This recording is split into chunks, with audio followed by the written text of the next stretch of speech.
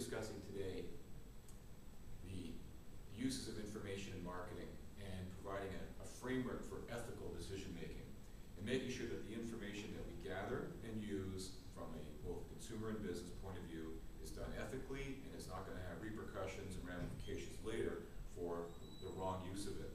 In order to do that correctly, we have a process that we talked about that had 4 key steps. From identifying the issues that could possibly come up when we're dealing with consumer information, to gathering information, identifying all the stakeholders, all the people who could be involved in that process, and there's legal and other considerations that came into that.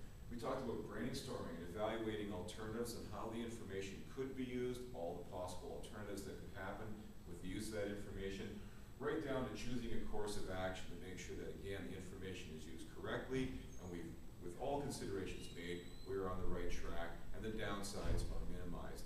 And if you use an ethical decision-making process, we're typically going to come up on the right side of most situations because we have planned for and hopefully diligently prepared any type of interaction that we have with consumers' information. The last thing we want to do is to fall into the trap where we've gathered consumer information and used it incorrectly for purposes that were never specified or agreed to by the public.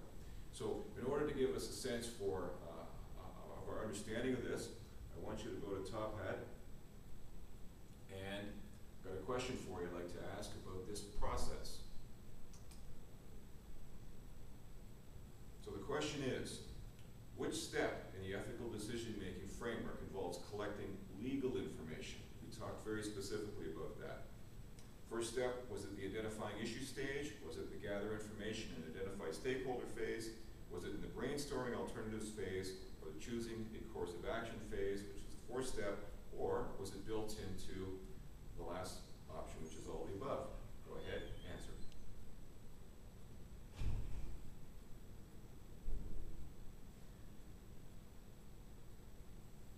So as you're answering, you see that you have some answers coming in, 67%.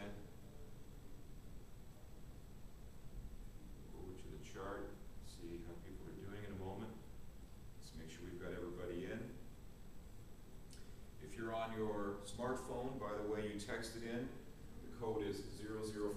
You've got that there. For those of you on laptops and netbooks, you can just log in and go directly, as we know. So what do we got? So the answer was B. It's in the gather information and identify stakeholders phase, where there's a big legal consideration that must be made. So we have to have all that knowledge in context before we proceed to steps 3 and 4.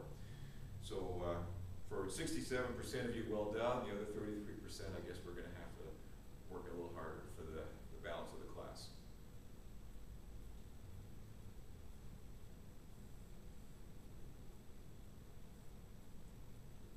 So to finish off today, this process is very important, particularly when we get to the exam. I may ask you very